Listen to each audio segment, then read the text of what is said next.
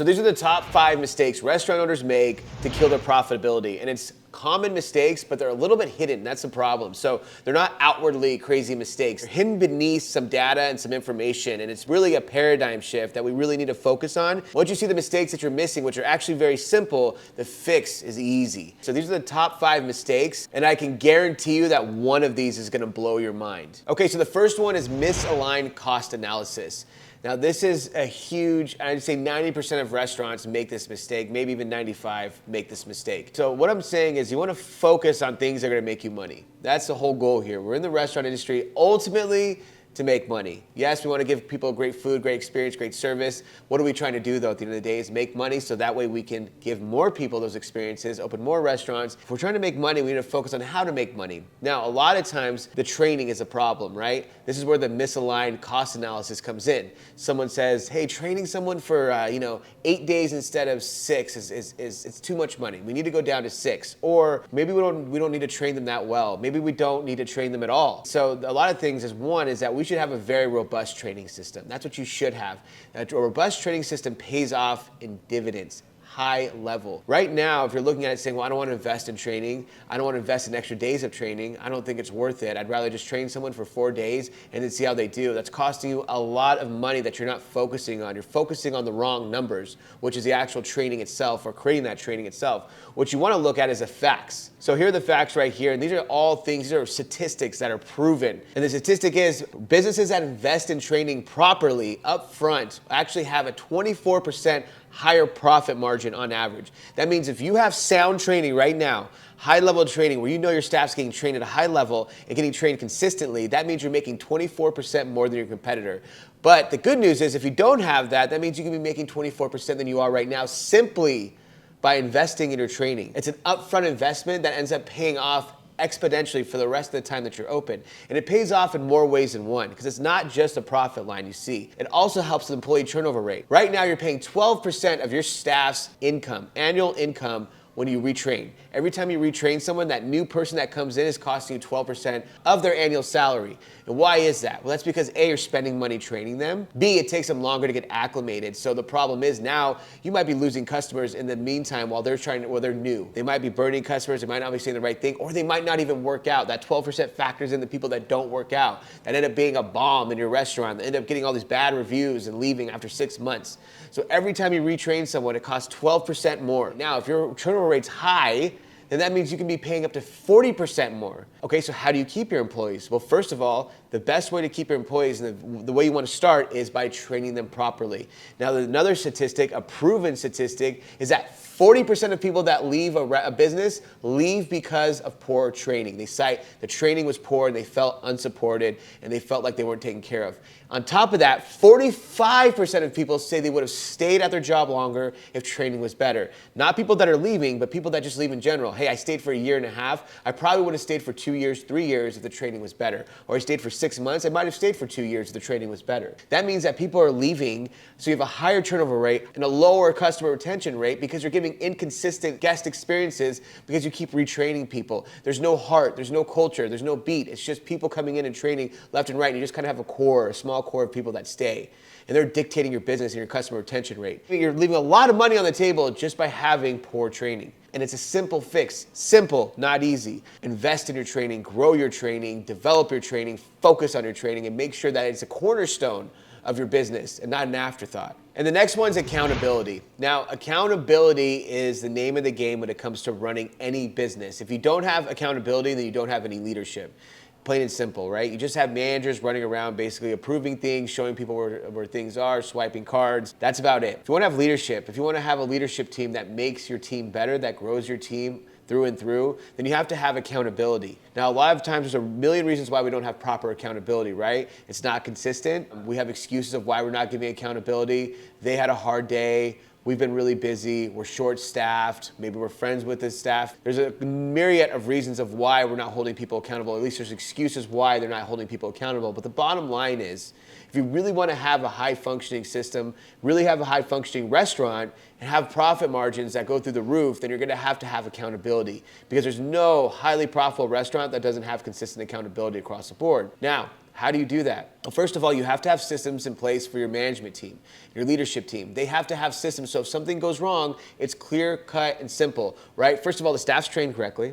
So when they're trained correctly, they know what their expectations are, when they know what's being asked of them, and they know what happens when they don't do what's asked of them. That's part of good training. After that, they have systems to follow, and they know what happens when they don't follow those systems. And then when those systems don't get followed, it's as simple as the leadership team holds them accountable. And there's an accountability ladder, right? And just to give you a really rough example, first it's a verbal warning, then it's a written warning, and then it's actionary, right? Suspension or termination. But there's a process to it. And again, we're taking the emotion out, because when we train them properly and they know clear as day what the consequences are when they go outside of those systems, then when the leadership team holds them accountable, it's much easier because they know what to expect. And when it's consistent across the board, when everyone knows what happens, right? Hey, if you don't do this, you're gonna get written up. If you don't do this, they're gonna give you a verbal warning. If you don't do this, they know what's gonna happen. Then when it happens, it's much easier to accept. This isn't all about just slamming your fist on the table and telling people what's what and follow my rules and stuff like that. There's a whole yin and yang to management, right? You have to be supportive. You have to give them all the tools, the proper training, all that good stuff.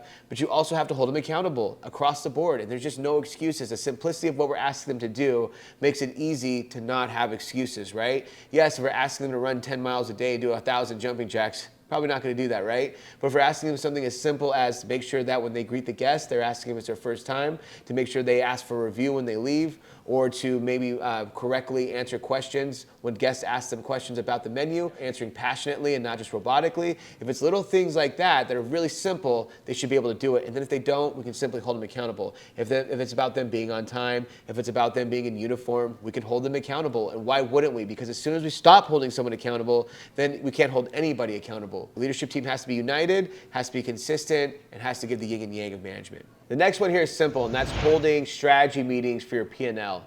Now, if you're not having strategy meetings with your leadership team based around your P&L, then you're doing yourself a huge disfavor as a business on a profitability level and as an organizational level. You have to have your P&L dialed in, right? You have to know exactly how much alcohol is being poured, how much food is being delivered, how much food is being thrown out, all that good stuff, labor cost, COGS, anything. You need to have all those numbers dialed in. Then you have to host a weekly meeting with your leadership team to find out where everything's at, why it's there, and how we can get better.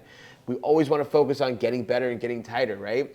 Making sure that we're dialed in. And this can save you a lot of money. First of all, just getting your P&L dialed in the first place and having these meetings, because we're holding people accountable. If your bar manager's in charge of your liquor, what's going on? If your server manager's in charge of labor, what's going on? Why is labor up? And then if there's a good reason why it's up, okay, let's talk about that. Let's see if we can work through it to make it better next week, or do we need to just keep it the same as it is? But whatever it is, we have a reasoning and intent of why we're doing everything. And also it helps hold your leadership team accountable, because they know every week we're going to meet, we're going to talk about this, and you want them to bring their ideas. How can we make these numbers better? Give me your ideas as well. Obviously, bonusing them will be a huge benefit to you, and then you can dole out the bonuses by walking them through these processes and showing them what they're doing right and what they're doing wrong, and then help them get their own bonuses, which is huge. You're making them better, you're making your whole team better, and you're keeping them on track and focused. The next is setting up an advanced upselling protocol and strategy. And again, a lot of restaurant owners always talk about upselling, right? They want their staff to upsell, they wish their staff upsold more,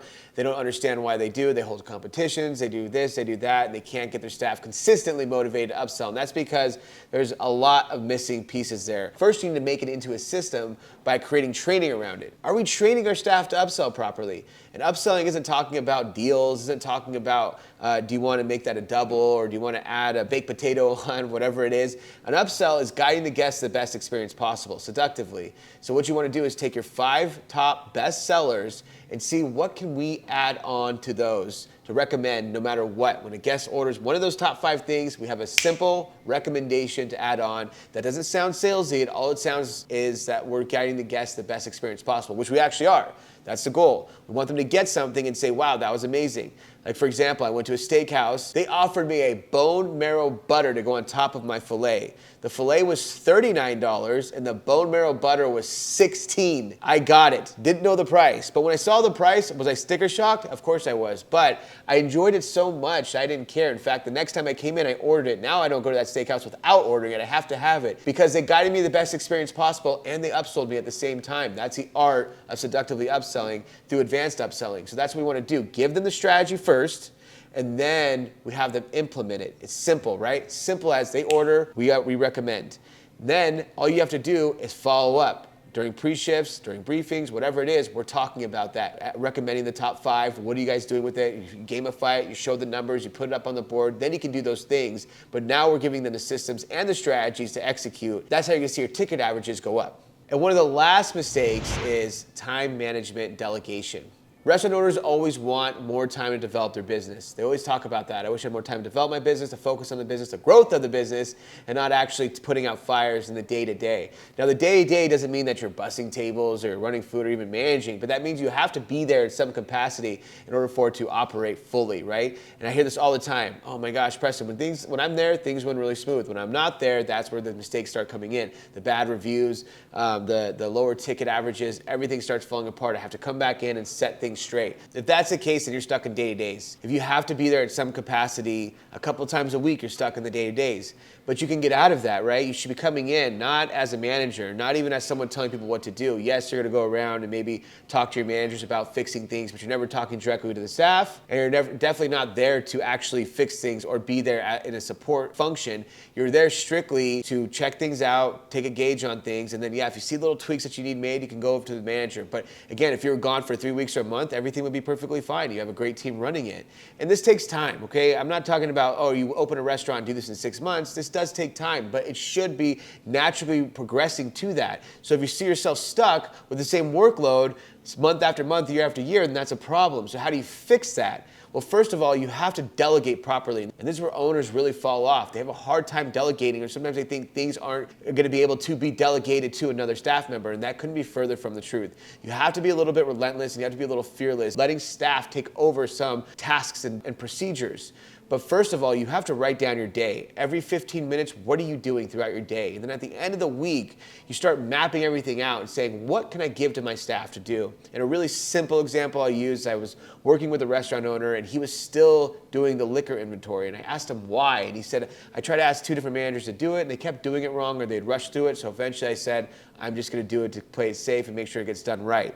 That's not the right way to do things. The approach you should take in that situation, if one of your managers does it wrong, then they need to be held accountable. They need to have at least a verbal warning until they do it right, but that's a job that should be taken serious, and if it's not, then that's a problem. And if that stays a problem, then we need to find a manager that can do it. Maybe we're giving our lead servers some of the delegations where a little bit of responsibility will make them more committed to the job, make them more committed to the restaurant, and take a workload off of your plate. And the more and more you can delegate, the more and more you have the free time to grow the business, and everybody wins. Because the sales go up, usually bonuses go up, but delegation is the name of the game, and I call it fearless delegation. So I can tell you this much, if you have one of those 5 things that you choose to actually start implementing tomorrow, then you're gonna see results quickly. You're gonna see results in your restaurant overall. It's gonna take some time to build these things up. The delegation, the training, the advanced upselling, the P&L, all of those things take time, but once you start building them up, you're gonna see results. And once you see those, it's gonna give you hope to keep pushing forward and doing more.